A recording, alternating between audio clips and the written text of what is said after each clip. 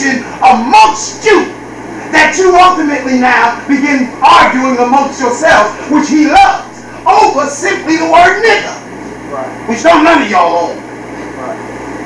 Don't nobody, no black people can bury it. He makes fools of you once again. I don't see a campaign to stop the use of the word kite, guinea. I don't see a campaign to stop these things on the part of their people. We're going to bury the word kite. Why? Because he, number one, recognizes why he does it amongst themselves. And he recognizes why you, my nigga this, my nigga that. He knows why. But no, we can't have it as an endearing term, and I don't like it. But we can't have it as an endearing term, even though they use derogatory terms to, jug at one another, to play with one another. You understand what I mean? So, more idiocy on the part of your enemy. That's how wise he is. We talk about it on a regular basis. No, he is just so wise with his wickedness nowadays that it becomes hard for you to see it. And you begin to think, well, maybe he even got better. Maybe things are better. Maybe he didn't got it together. But no, he's just wise enough to you do it in another way. Whereas he still plays the same old game with you. Have you noticed all of your beautiful black females all have to play whores in every one of their own? That's right. Listen. Beyonce, we mentioned her. Beyonce has never played a role where she didn't play a whore. Called Carmen. Hip hop opera. Do anybody know anything about Carmen? The play itself, the old play, the old opera, is about a whore who ultimately now whored so bad that one guy fell in love with her, and she kept whoring, and he killed her. That's Carmen. There have been a number of remakes of Carmen. But Carmen is an opera that you can see at Italian opera houses around the world. It's old. Then they made the movie Carmen years ago. Then they remade it again with Dorothy Dandridge as the lead role. And Harry Belafonte. They remade it again. Go throw a black woman in there. Then ultimately now, Beyonce's first role was Carmen, a whore. Her second role, either the Fighting Temptations, I think it was. I think it's the Fighting Temptations. Say again, or is it Austin Powers? Okay, if it was Austin Powers, clearly a whore. Look what happens in the movie. We don't see Beyonce until he gets in his pimp mobile. And then goes back in time, where in the pimp mobile he meets up with Beyonce, and the first thing we see of Beyonce in Austin Powers, she's singing about the male member of Goldmember. That's what it means, Goldmember. It's talking about the male organ. It's gold, it's gold, it's gold. How you know, honey? It's gold, it's gold, it's gold, it's gold, it's gold, honey. That's the first thing we see of Beyonce. She's singing about the man's male member. Then she sits down with Austin Powers and says, "You gonna have sex with me and just leave? One time wasn't enough, honey. I still wanted some more." Four. Let's go on through the repertoire. Fighting Temptations. She had a baby already. All during the movie they kept saying, "You was a questionable one, ain't you?" Right or wrong? Where they find her at? They found her in the juke joint singing up on the what's the name?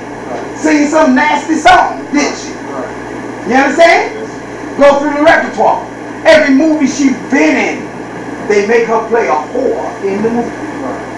Halle Berry, all of them, they make them play horse. So what is he doing? He's still doing the same old tricks and games, but he does it on a new level. He's much more crafty with it. He's much more intelligent with it. But you start thinking, oh, well, maybe things changed. Ain't nothing changed.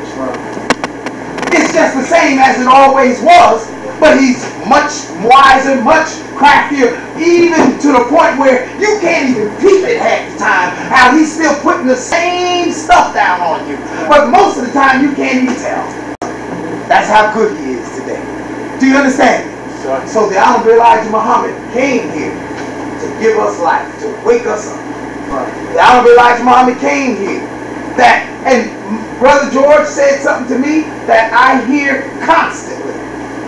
Brother, I never really thought about that until you said it. Then after I went and researched, you know, you're 100% correct. Shit, you don't play on horse. You're 100% correct. He is using different mechanisms against us. Well, that meant what happened? If I was able to point something out to you, you do a little bit of research and bear witness, man, that's true. That meant you were asleep. Yes, sir. Listen. That's right. That meant you were asleep. Or another term the scripture gives you, dead. Yes, sir. Yes, sir. Scriptures calls you dead. Honorable Elijah Muhammad said, when you see in there where it talks about the dead shall rise at the end of time, the resurrection of the dead, he said that's all talking about you, the black man, black woman in America. You are the ones in need of resurrecting today because you sleep. If I can point out something to you, and then you turn the TV on and say, wow. Open up the magazine and say, wow. Turn on the radio and say, man. Because I showed a brother how all your music is pure negative. And the brother stopped me and said, what? I said, every song that they put on the radio is all negative. Once in a blue moon, there's a positive one. Every one of the songs. Turn on the black radio station and listen. Relationships ain't working. Breaking up. He begging the woman saying, get away. Go through the repertoire of songs that you listen to. All of them are negative, right or wrong. Right. Now when I point this out, and then people go turn on, wow, that means you were asleep. That means you were dead. If I can point it out and you can go look at it, I can point it out and you can go research it and come up, you dead. Now if you were asleep to that aspect, let's think about all the other aspects that we've been asleep about. And we can start with education. That's right. You went through all the way through school, sleep. That's right. Straight through, sleep. Listen. This is how he's able to lie to you from the time you got in there in kindergarten. Right straight up. The word kindergarten. Kinder is a German word, which means children. Listen. Garden is where you grow things. Right. So they start you out in kindergarten because they want to plant the seeds that they can grow you into a good slave, into a good nigger. Right. He ain't gonna bury the word because he gonna make sure he keep reproducing them. Right. What did the messengers say? A Negro or a nigger is the product of the devil. He turned you out just like a factory, Right. making newer and newer and newer breeds and forms of nigger every time you turn around. Listen. Upgraded niggas, Yes, sir. ultra niggas, cyber niggas, uber niggas. That's what he makes. Yes, sir. Listen. But he's not gonna stop. Right. That's right. You understand? Come on. So in kindergarten, what do? He plants the seeds. He starts your women out, your children off with nursery rhymes. Right. Nursery rhymes like Snow White. Right. Is that right? Yes, sir. Snow who? Okay.